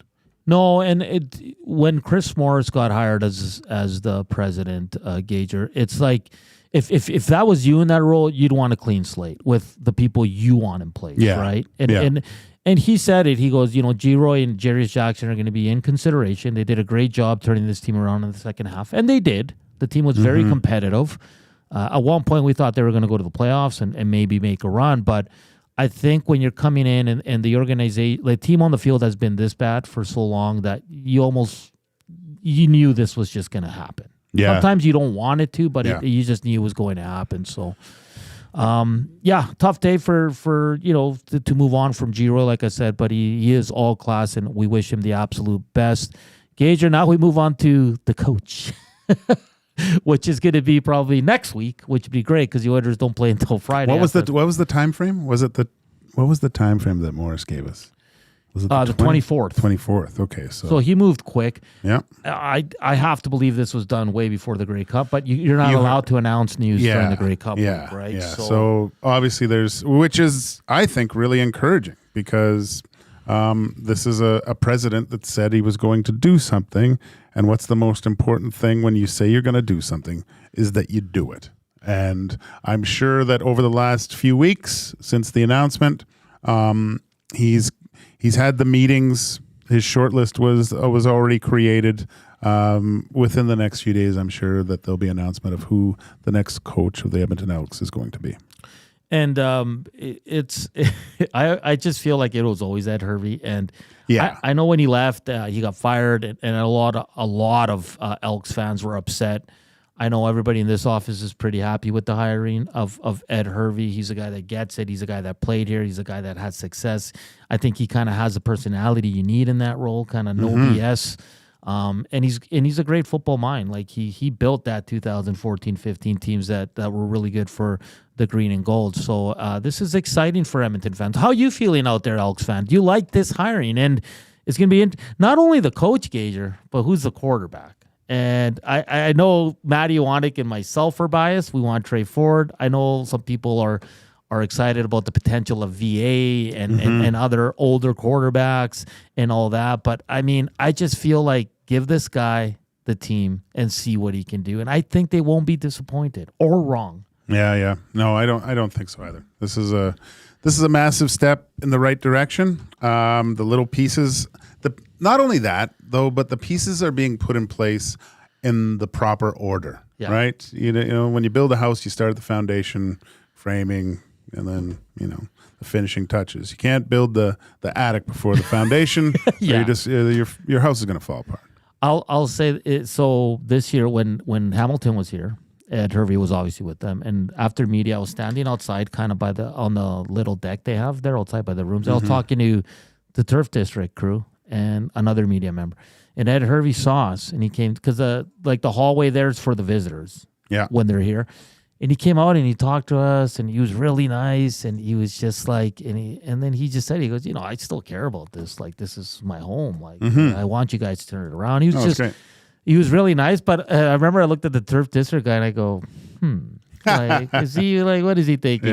Because he was just being really nice. I'm not saying he's not nice. I'm just saying like, he kind of went out of his way to come chat with the Edmonton crew, which was kind of cool. So maybe it was just something that he saw as a potential down the road and all that. Obviously, he was still with Hamilton, but it's going to be great. And seeing the reaction online, it's there's not a lot of anger. And usually when the Elks make some news, some people are pretty pissed off. No, yeah. This is it's checking all the right boxes, man. I can't wait to see any well, I guess we're not supposed to speculate on who the coach would be, but we can. I mean, because they keep saying that they keep tying the Elks to the BC Lions, so Rick Campbell could be a name. That's what we were talking about in the bullpen. Because in fairness, Gager, I think now that they've moved on from G-Roy as the GM, they're going to move on from Jerry as the head coach, and maybe a lot of the staff. No, it's a clean slate all through and through. Lame. It was a lame duck head coach, basically, right?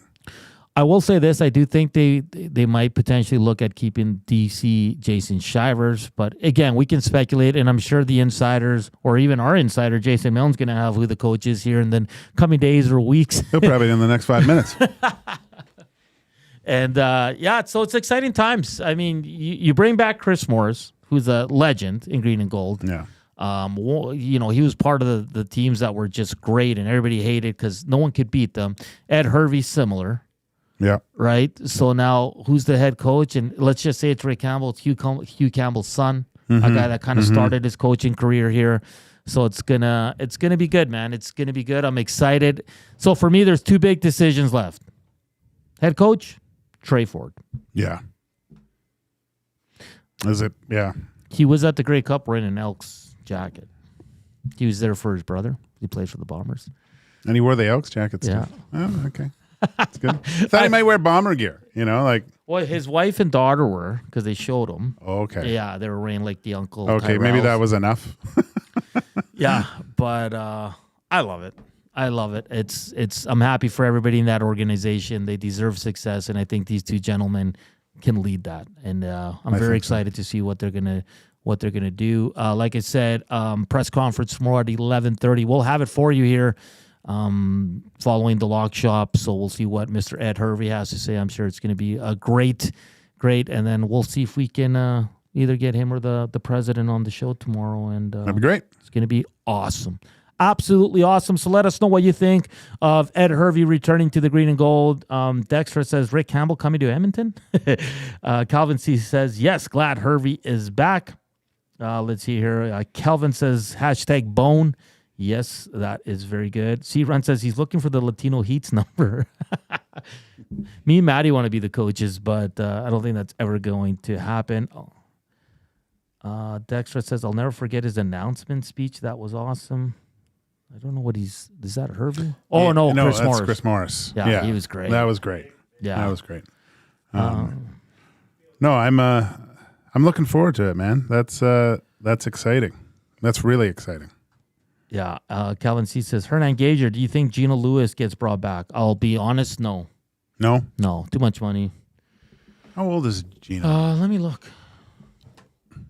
He's got a few years left, I think, though. Oh, yeah. He's 31. Yeah, so. I mean, he was the highest paid receiver in the league. He's not going to get that kind of. No. Especially not here in Edmonton. Just going off what Mr. Chris Morris had to say, where Iwanek says, I'll GM, you coach. That'll be fun. I'm just going through. I've played a few games of Madden. I should be okay. I'm the best play caller in Madden. Wow, why do you guys laugh? Because everyone says you were the worst at Tecmo. No, Uke was the worst. If I have to be honest. No. It was Uke. No, it was Uke. I wasn't very good either, but it's just Dusty had like a knack to like he was so much better than all of us. I just don't know how. Yeah, it's the little kid in him that comes out sometimes. Yeah. I don't think I'd ever play with you. I came in and watched a couple times. It was hilarious watching you guys play that thing. I'd get mad. You got really mad. Yeah. You were playing Dusty and he destroyed you. It would I'd drive home and think about the game and like, man, I should have did this play. Like it would honestly get you upset. That's great. Scalding Gord says, how many old boys club texts are you getting in regards to the Elks? If the Oilers do this, the masses go crazy. I hope Hervey does. Well, actually, I think it's a little different. It's different. It's different, though. Yeah. The old boys club in Edmonton was recycled many, many times. Yeah. It just kept revolving and stuff. And I mean, look, you go to any business owner. A lot of the times he puts people in place that he knows. Yeah. He doesn't. Not very often do they go outside the box. No. It took a few years to kind of turn everything over where, there a lot of the people that had the titles of, that were directly linked to hockey operations were kind of moved to more of the other side. So, the business side of, running a franchise. But they were still there in a, how do you say, a sounding board, somewhere to bounce ideas off of too, right? So I like it. I think it's a great hire. I'm intrigued to see what he has to say tomorrow. And now I'm even more like Chris Morris was a surprise to me. Ed Hervey's not so much a surprise, but I'm still happy. The coach I think will be a surprise to me because we don't know who it is, right? But that's a good thing. Hopefully it's Trey Ford too signing. Trey Ford's coaching? Why not? I mean, does the fan base wants Trey Ford, right? Yes. Like if you said Trey Ford on a 3-year deal, team friendly, with a lot of performance bonuses, and then you can build around them, or VA at $5-6 grand at 32 years old, who would you prefer? Oh, well, I liked VA at the start of the season, but do you get that VA here? I think there's too many question marks with Trey Ford, but in a good way, if that makes sense. Yeah. Like I want to see him take over and really get a good run at it. It'll be tough because they need to get off to a good start. Yeah. But I want to see Trey Ford. We have easier access to him too. So I want to see Trey Ford from week 1 and see what he can do, because I think where the previous regime kind of struggled a little bit was the patience. He's going to have bad games, Gager. VA has bad games. Yeah. Nathan Rourke has bad games. Terrible games. But they stuck with him. And I think it's unrealistic to think Trey Ford's going to come in here and put up 300 yards every game. No, he's going to have bad games, and he might have back-to-back bad games. Yeah. But starters learn from that, especially young guys. So I do want to see him return. I prefer him over again, paying for an older quarterback and paying him a lot of money where you can't add any pieces anywhere else. No, I think, like you said, it frees up the ability to possibly put the people around Trey Ford to have more success instead of, handcuffing yourself. Yeah. Maddie's in here. Maddie, Trey Ford or VA? Joe Sacco. Okay. Joe Sacco? Sacco. Maddie's just in here, chat. What about him? What are you saying? He's in. Garmy got let go. Oh. Sacco's the... Okay, Joe Sacco. Yeah, okay. I was wondering, why are you talking about Joe Sacco? Joe Sacco. We got some Joe Sacco news. Oh, okay. Yes. Sorry, but because I'm trying to talk about that, Jim Montgomery is out in Toronto, in Boston. Wow. That's crazy. That's the Edmonton Oilers last year. It is. They are the Edmonton Oilers last year. Okay, so this news just coming down. The Boston Bruins have fired head coach Jim Montgomery. Joe Sacco, former player, will take over on an interim basis. The Bruins are 8-9-3. Oh boy. Matt Hyman, reunite the four twins in Winnipeg. No, Matt, in Edmonton. Who threw the salt at Seabass? He's angry, man. Oh, he's an angry trucker right now. But Swayman has been awful this year. He has. Look at their Pasternak's not scoring. Marchand's not doing. Oh boy. Marchand was injured a little bit though. Was he was. not? Yeah. Dude, that missing camp and putting that pressure on yourself. It's tough, man. That's tough, dude. Yeah. And now you're in a what? Ross was saying how Ullmark is the same thing. It's like these guys are the Wonder Twin powers. Yeah. They need to be together to be successful. It is really difficult when, you have that kind of safety blanket with the guy, you're just switching. You're not the guy that they're counting on every single night. It's a different mindset. Takes a while to get into. You know what they should do? They should both come to Edmonton. What, both goalies? Yeah. How great would that be? I don't know. Ullmark and Swayman? I'm kidding, of course, but Zach liked it. You're not doing those two goalies are not doing anything without. But Boston's not playing well. They've got good defensemen. I don't know. Maybe it's the Zadorov curse. Yeah, something in the water. All right, we'll continue the Oilers and Elks talk here in the next segment. Of course, we also got the EST flyaway to LA coming up. Get your phones ready, 780-218-9999. That's all coming up here on EST Afternoons with Joaquin Gage and Hernan Salas. But first up here is a sports update with Zach Tacum.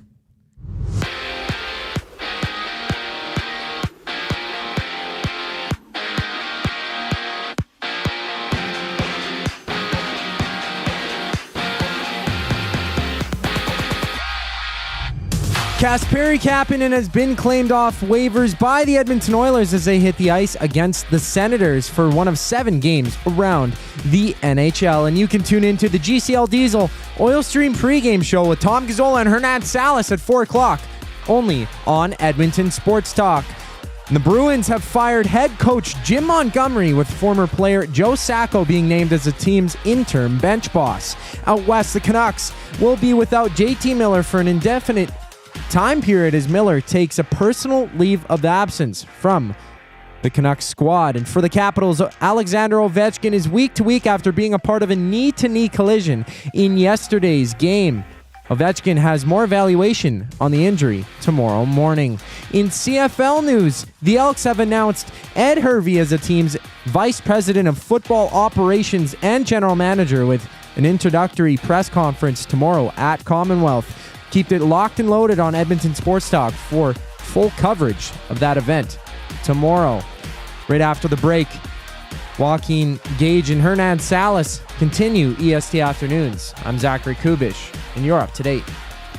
Ready for an unforgettable sports experience? It's the EST Flyaway to LA. Presented by the 780. Listen daily for the EST Flyaway keyword. Once you hear it, text us at 780-218-9999 for your chance to qualify to fly to LA. Round trip flights for two, hotel and car rentals, all to go see Edmonton face off against either LA or Anaheim. Plus, experience the brand new Intuit Dome as the Clippers tip off against the Warriors, and top it all off with the Rams kicking off against the Cardinals at SoFi Stadium. This is more than just a trip. This is the ultimate sports experience. The EST Flyaway to LA, presented by the 780 and Edmonton Sports Talk. Your clear choice for Edmonton sports. Hockey lives at the Canadian Brew House. Every Oilers game day, get $1 off tankards of Molson Canadian and Coors Light. Plus, you can win game tickets and a surf and turf dinner for two at the end of the season.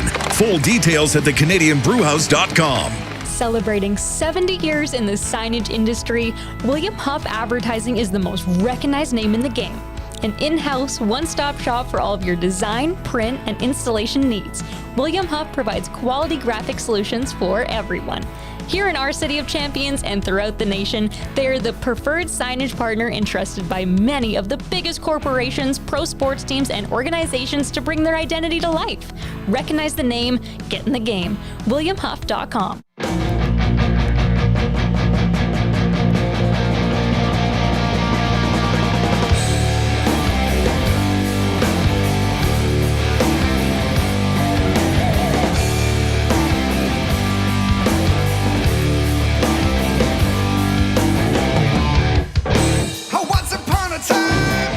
.28 Tuesday afternoon, a very busy day in Edmonton sports. It's Oilers game day as they take on the Ottawa Senators to close out their 3-game Eastern road trip.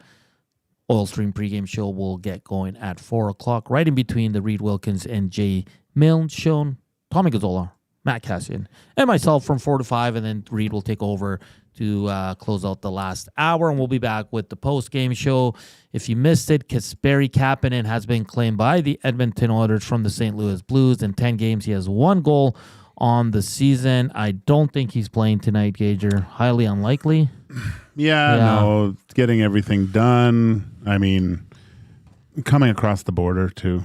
Yeah, that's a good point. That's going to be difficult in a few hours. There's probably some sort of documentation that needs to be I's dotted, T's crossed, but probably, I would say, Thursday? Saturday. Okay. Gager says Saturday. Of course, that's not confirmed, but it's just a guess. Busy day in the Chell, like above average says on the Nasty Chat. That's our good friend YouTube Trev. Jim Montgomery out in Boston as head coach. He's the first casualty. We didn't even have him on the radar, Gager. I thought his leash was a little bit longer than that, but like we said, they haven't been playing good, and Boston is a ridiculous sports town. Yeah, and I don't know if you saw last night, like they were booing. They got booed off the ice. So they got shelled too. Yeah. Seabass, he's kicking ass. He's kicking. I like that. Joe Sacco takes over as head coach on an interim basis. Of course, news out of Vancouver, JT Miller taking an indefinite leave for personal reasons. That's a big blow for the Vancouver Canucks team. But we do wish JT Miller all the best. And the saddest news of all, Ovechkin's going to miss. Oh, God, I was crushed about that. Just the way he was doing it, man. Yeah. Like, it looked like he was going to break this thing by Christmas. And it's true, though. I know, man. What is he behind? 28? Is it? Let me look that up real quick. I think it's like he's in the 20s. I think now. So, I mean, he will be wheelbarrowed out there to stand on his spot with one leg, if all need be, and play on the power play to get this thing done. And the sad thing is, he'd probably do it. 26 behind now. 26? Yeah, jeez, that's a good weekend. I just, you know what? He just needs to get back to Russia, get some of that healing medicine. Yeah. He'll be good to go. And from the NFL, we'll throw this in there. The New York Jets fired their head coach weeks ago. Now, today, they fired GM Joe Douglas. That team's just a mess, complete shambles. Yeah. They're worse than the Dallas Cowboys. You know, you saw the writing on the wall, dude. When Aaron Rodgers not showing up, and the way he was acting, like everything is... He's the next one. Oh, get rid of him. Enough. Enough. And I could understand if he was half of Aaron Rodgers of old. Maybe. But there's nothing. He doesn't. All he brings is controversy. You can see his body language. And when one of your leaders acts like that, it destroys, absolutely destroys your team. Yeah. So, Aaron, go get in the whatever. Go on the ayahuasca trip. Go in the deprivation tank and fade off into the sunset. And the biggest news of the day, and I think many Edmonton sports fans are happy, the Edmonton Elks made it official. Ed Hervey has been named Elks Vice President of Football Ops and General Manager. The 51-year-old returns to Edmonton for his second stint. Of course, he was the GM when the Elks won the Grey Cup in 2015. A press conference will be held tomorrow down at the stadium at 11:30 a.m. Once again in the Elks locker room. Should be a fun time. We're still planning. Maddie and Dusty are planning our day tomorrow, Gager, for everything that's going to happen with the news conference and all. So as soon as we get that all locked in, we'll share with all our listeners. Of course, keep it locked on EST. We'll have full coverage of the official announcement as Ed Hervey returns to the green and gold where he belongs. Gager, tonight I'm a little concerned. You know why? You wanted to hang out with me and I said no. You big time me now. Trev big time you. Well, I know. Well, I'm learning from the best, Trev. What's it called? The Oilers are 0-3 this season in back-to-backs. Okay. I don't like what I'm seeing from their perimeter play. You don't like that perimeter play? No, I hate it. The offense. Yeah, you know what's funny? Yesterday he's like, I miss McLeod. I'm like, that guy was the most perimeter player on the Edmonton Oilers. That guy, man, he would have. I said he'd have a step to go to the net, like full lane, and he would curl back. So no, that's not the problem with McLeod. Is when he showed a little bit of. Like, because he could get on a forecheck. He could get on a def so fast. And when he was having a little bit of physicality to his game, he was a whale of a player. But it was not enough. I'm concerned about the goal scoring. I'm concerned about the lack of urgency this team shows on a consistent basis, especially on the power play. I'm concerned about the goaltending. I've been concerned since the summer with the defense. The only thing that that's looking up right now, Gager, is the PK. He's gone 4 games without giving up one, and they're looking a lot better in that sense. But there's not really one player or anything that is going right now. Like, where would this McDavid and Draisaitl, if it wasn't for them, holy smokes. Well, you want your star players to take over at times. That's what they're paid to do. That's why you invest so much in them. Of course, any team without their 2 big stars are probably in the pooper. But this team was what we thought was we'd see a lot more contributions. I don't even mean on the scoreboard. Sure, chipping in here and there. You want that. But you just want that consistent level of play and that non-perimeter type game that just doesn't work. Sometimes it does. Yeah. And I understand it. And it's... I don't know. Maybe it was. I don't know about Montreal. Montreal has been. It's always been a tough place for the Oilers to play in. But let's see what happens tonight. What kind of bounce back game? You can't lay 2 stinkers in a row. And I mean, this has been what essential. Well, tough to say. There was some good points in that game yesterday. It wasn't all bad, but.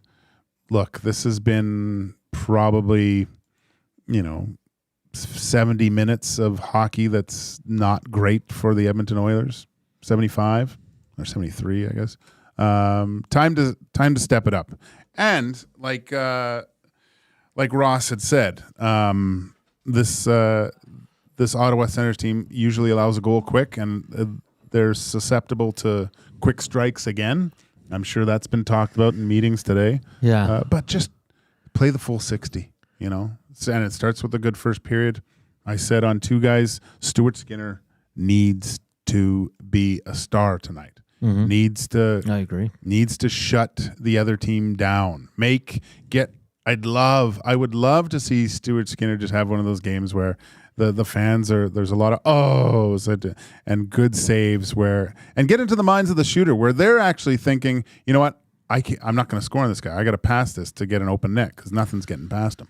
Yeah, and like what I meant was if those guys aren't going, at least before you had Hyman, who was always buzzing, and Nuge was playing a lot better, and we thought Jeff Skinner would be better, but he's kind of in the doghouse a little bit here, Gager, which is interesting, and you don't get much from Podkolzin or that third line. So, yeah, like if the big boys aren't going, like you know it's not going to be a good night, whereas before you always knew you could count on at least 2-3 guys that can pick up the slack. Right now you're not getting any of that. I will say this, though, Lane Hudson, that kid's going to be a star, man. Oh, yeah. Holy smokes. It's the first time I've watched him. Yeah. And he's nuts, man. The way he moves, Gager. He's got Quinn Hughes written all over him. A little bit of Makar. Yeah, with a little Makar. Yeah. He does. That's it. And because he's a smaller guy, slender. He's really small. Yeah, but he is a fantastic. Was he 5'10", 165 or something? Yeah. That's but, you know, if you have the puck, you don't have to worry about defense too much. Yeah, that's a good point. But he was outstanding in that game. A very fun player to watch. If you haven't watched him, guys, I recommend taking a look at Lane Hudson. And if you're in keeper leagues, pick that boy up because that kid, I love that comparison to Quinn Hughes. I was thinking Makar, but he's more Quinn Hughes. More Quinn Hughes, I would say. Yeah, I agree with that. What do you think is going to happen tonight to all our EST faithful and listeners? Do the Oilers win? Do they bounce back? Because you know what, Gage? Every time we're down on them, they come back and they just... Hey, Connor McDavid said it lots last year, and that was a lot of them. When the backs are put up against the wall, there's a different level that the Oilers get to. Yeah, it's sad to say that it takes that to get going, but yeah, it's we'll see. I think I'm optimistic today. I was optimistic actually yesterday, but this is a big game because, like you said, there was just a coach fired in the NHL, and I don't think anyone had that on their bingo card. No, I didn't. I do think that this staff has a lot more patience than if something bad were to happen tonight. I don't think there would be any massive changes, but you're kind of wading into these waters where there has to be some sort of big change if this continues. Yeah, definitely. Both teams coming off 2 straight losses. Both teams are going to be a little bit angry. Both teams coming off shutouts. It's the number 1 power play at home going up against the worst PK. 2 goalies that need to be better. That's fair, eh? Yeah. Yeah. And they're right there too. Like when of course. This isn't. It's not last year by any stretch of the imagination, right? But you do want to see some sort of game that looks like it's very difficult for the other team to win. You know, and we just haven't. But what are they? I'm just looking right now.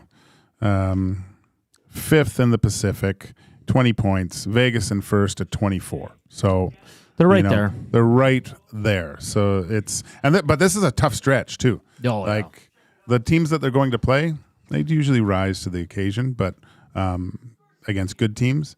But this is time to make some hay, I think, and start, especially with the news of Miller out with Vancouver. Got to jump over that. You got to jump over that. Yeah.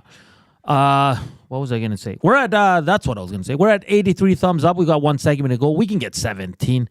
The views have been great today. We appreciate all the support like always. And right now it is time for the EST Flyaway to LA, which is presented by the 780. 780 is a homegrown local shop right here in Edmonton. 780 is both the shop name and their in-house clothing brand that celebrates all things unique to E-Town. They also work with close to 100 local vendors from the 780 area code to help promote and get their brands off the ground. Check them out online at 780.com or at any of their 5 locations at Southgate, Londonderry, Kingsway, St. Albert, and the Outlet Mall by the airport. And today's keyword, do you want to guess, Gager? Dustin Nielsen. No.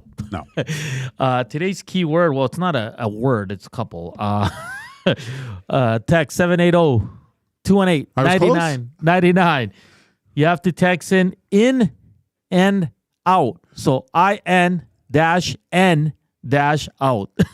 In and out is the keyword for today's and we need another qualifier. So text in 780-218-9999. Again, the keyword is in and out. We close out EST Afternoons coming up next and set you up for the Reed Wilkins Show. It's Joaquin Gage, it's Hernan Salas, it's EST Afternoons. But here, first up is Acticum with a sports update.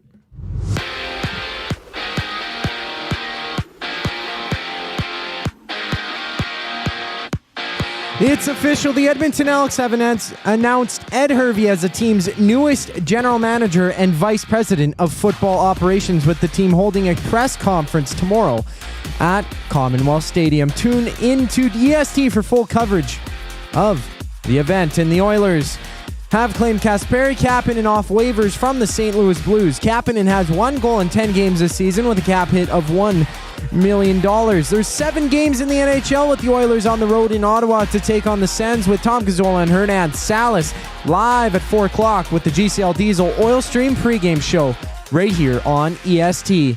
Elsewhere, JT Miller, the Canucks, is taking an indefinite leave of absence for personal reasons. Miller this season has 6 goals and 10 assists in 17 games.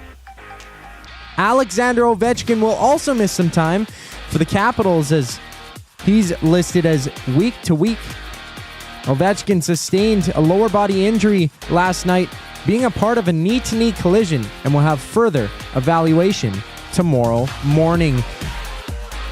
Right after the break, it's a final segment of EST Afternoons with Hernan Salas and Joaquin Gage. I'm Zachary Kubish, and you're up to date. You want the heavy hitters on your team, both on and off the ice. If you've been injured in a car accident, call the heavy hitters of injury law. James H. Brown and Associates, Alberta Injury Lawyers. With over 200 years of combined injury law experience, their precedent-setting lawyers are ready to help. Locally owned and proud Edmonton Oiler fans, James H. Brown and Associates wants to support you with their unrivaled experience, unrivaled results, and unrivaled commitment. When accidents happen, head to jameshbrown.com. 780 is just another lame-ass, low-budget local shop. Homegrown right here in Edmonton.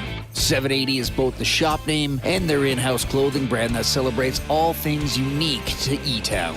They also work with close to 1,000 local vendors from the 780 to help promote and get their brands off the ground.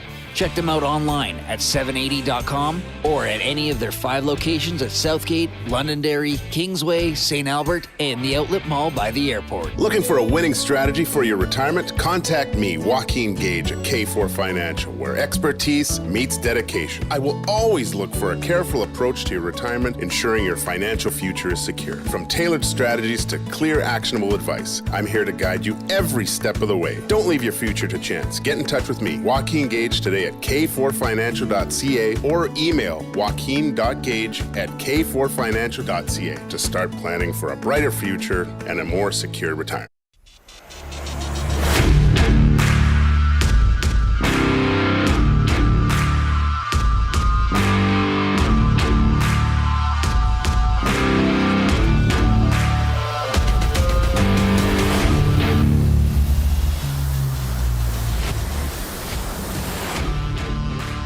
.244, final segment here on EST Afternoons, as we're just ahead of our qualifier. A lot of people complaining about the keyword. Hey, man, send them to Matthew on. I did not pick it, okay? In and out. Everybody's got it right, Gager, for the most part. Who doesn't like burgers? You know, I've never had a burger from there. Me neither. Really? No. Not even in your travels? My travels, no. No, interesting. I didn't do a lot of fast food in my travels. No, you're like a fitness guy? Like well, a healthy... at that point, yeah. But, although there were a few trips to McDonald's, especially in Germany, like there's always whatever the influence of the country is there too. So they had like sausages at McDonald's, like German sausage. They were dynamite. It's funny you say that because in Chile too, like they have all the Oh, burger, the normal, yeah. But like you can get like avocado with a burger. Yeah. 'Cause that's a big thing in Chile, right? Oh, It's just love different. the avocados. Yeah, so it's a bit different, but they all, and people always say it tastes different. I found it, like I've had McDonald's in Chile and it tastes the same. Man. I had McDonald's in Moscow, Russia, and it was exactly the same. And I had to eat it because I don't know what was in the buffet line. It looked like there were a bunch of wild dogs running around our hotel, and the one day they were all gone, and there was a different thing on the buffet, and I was like, that's dog. Yeah, we're still not at 100. Come on, people. Come on. Just do it. Let's do it for Ed Hervey. Let's do it for Kasperi Kapanen.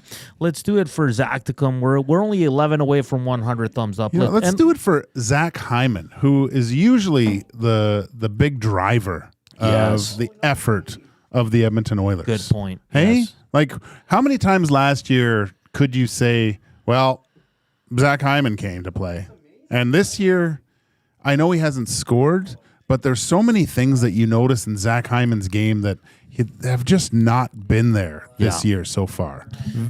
It's almost like he's off a bit, man. He just looks off.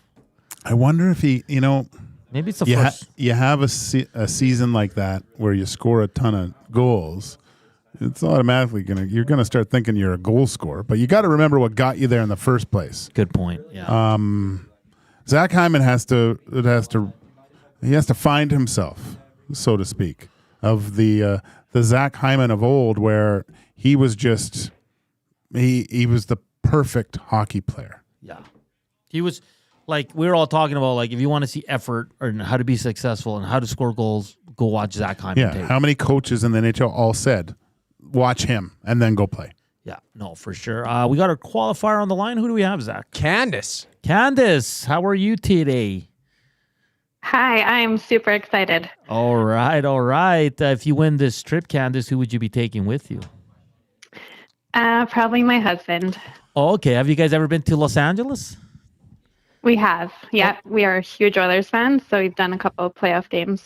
Oh, wow. Look at that, eh? That's wow. amazing. Yeah. That's on. That's fantastic. Well, Candace, if you win this trip, you'll get a flight for 2 to LA with hotel and rental car. You would leave on Boxing Day and return on the 30th of December. You'd watch Clippers, Warriors, Rams, Cardinals, and, of course, the Edmonton Hockey Club in Anaheim or LA.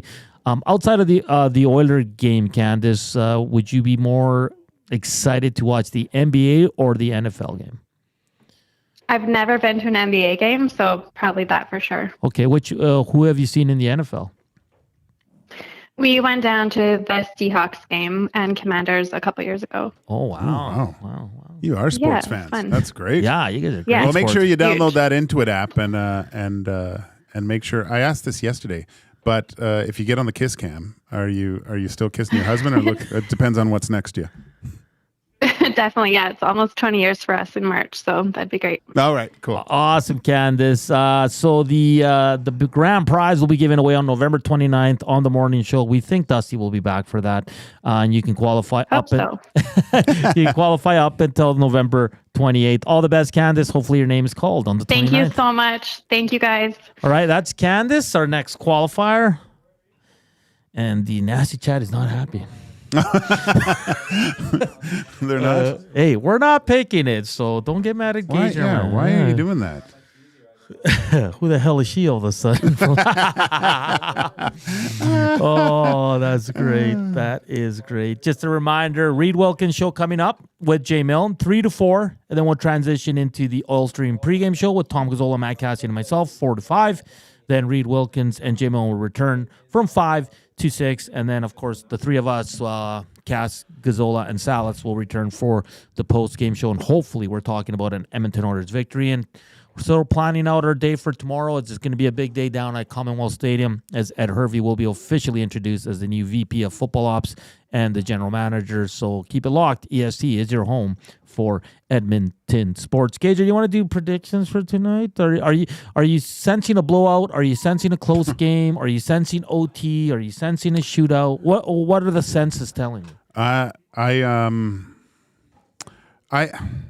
think it's going to be a good game from both teams. Okay. Right? I think it's going this is going to be an entertaining game to watch. There's going to be a lot of things. I think there'll finally be the need for linesmen to possibly get guys out of scrums. Yeah. I want to see like some desire tonight. Yeah. I think when you watched the first period yesterday and you saw Connor McDavid slamming his stick against the boards, the net, you don't really see that. He's quite reserved, and he's had enough. There could have been, a lot of tete-a-tetes getting to Ottawa here, especially this morning. not showing up, losing that game in Toronto where most of these guys are from. I just think there's, the Oilers are a different animal. But, and saying that, I think the Ottawa Senators, losing as well, getting shut out, they're going to have something to prove too. So this is going to be a battle of wills tonight. But let's see who shows up and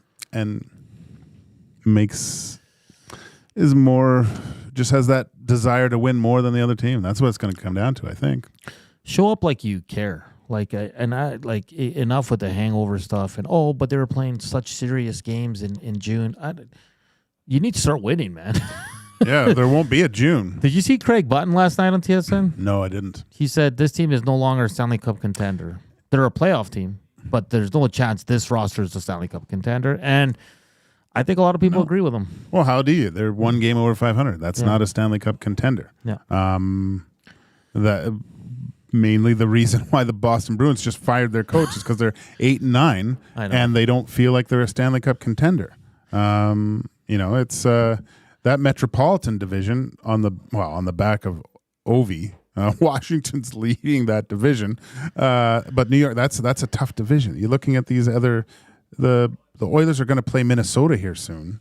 That you got to consider them. They're a playoff team for sure. Stanley Cup contender. I haven't watched them enough, but all things that they're saying about this team are really, really good. And Los Angeles Kings, man, I thought there was no way that they would be. I know. I thought there was no way they'd be in the top 3 by this time of the year. I'm with Maybe, sneak in once Doughty comes back, but there's a lot of work to do for this Edmonton Oilers team. But look, hockey's hard. It's such a interesting team. You know what? I picked Edmonton to win yesterday. I'm going to pick them to lose. Some reverse psychology here. For you or the fans? For everybody. for everybody's sake. Because I heard Dusty on Lockshop say he heard how positive I was and how not positive I was, but how I was picking the Oilers to win, and he bet. Totally screwed him over. Oh no! Yeah, you don't listen to me. I'm no betting. Yeah, expert, they ruined my parlay too. The I think wasn't it? Did he? Ross did say that Connor and Leon did feast on the Sens during that bubble season. Oh, and maybe. I was kind of hoping Darnell Nurse was back because they're playing this game because he feasted on the Ottawa Senators too that year. Partly the reason why he signed that big deal is because I think he had like 80 points against Ottawa that year. Yeah, he was really good. Really good.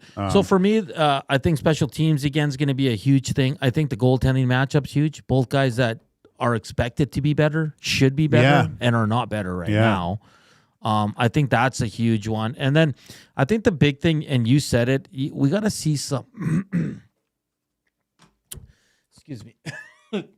Sorry, man. We got to see some, I just want to see some urgency, some give a,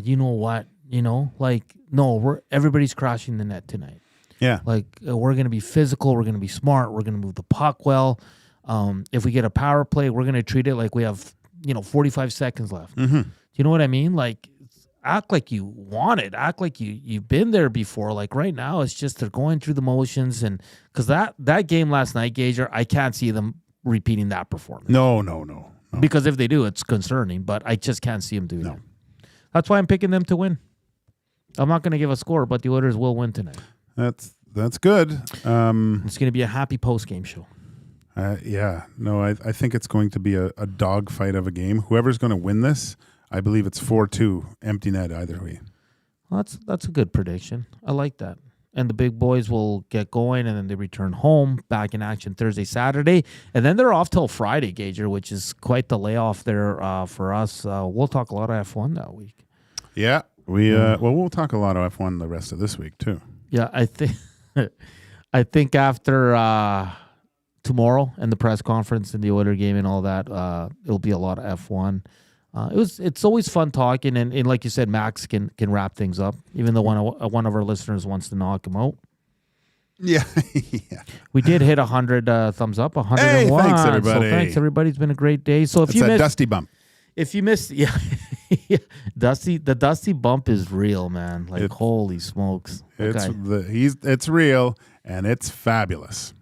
We're going to get out here right away. Portions of this hour brought to you by the Canadian Brew House. NHL lives at the Canadian Brew House. Every Oilers game day, get $1 off tankards of Molson Canadian and Coors Light. You can win game tickets and 2 tickets to Surf and Turf dinner at the end of the season. Full details at CanadianBrewHouse.com. Those tankards, man, they're something else, eh? From the brew house. I can only stomach 2 because they're so damn big. Yeah. Well, they call them tankards for a reason. No, I know. But in Hernan in his younger days, there's no stopping him. There is no stopping him. Big thanks to Ross Levitan from Locked On Senators joining us to preview the Sens as they get set to take on the Edmonton Oilers tonight. It's been a busy day in the sports world. JT Miller out in Vancouver for personal reasons. Jim Montgomery out in Boston as head coach. Joe Sacco is the interim. New York Jets general manager is out as well. Ed Hervey in as the Elks' new VP of football ops and the new general manager. And Kasperi Kapanen is the newest member of the Edmonton Oilers as they pick them off waivers. It's been a fun show. I'll be back at 4. Gager will be back tomorrow at 1. For Joaquin Gage and Zacticum, I'm Hernan Salas. Thank you for tuning in to EST Afternoons. The Reed Wilkins Show is coming up next. Have a good rest of your afternoon. Enjoy the game tonight, and we'll talk soon. Ciao. Edmonton Sports Talk delivers a mass audience of key, influential customers to your business, all while you associate your company brand with the biggest names, the hottest sports news, and teams from every league around the globe. It's where fans go to get their sports fix and where our partners find the most loyal consumers. Contact us today and see how our team on Edmonton Sports Talk can score the biggest goals for your business. With various advertising options available, email business@edmontonsportstalk.com or head to our website, edmontonsportstalk.com.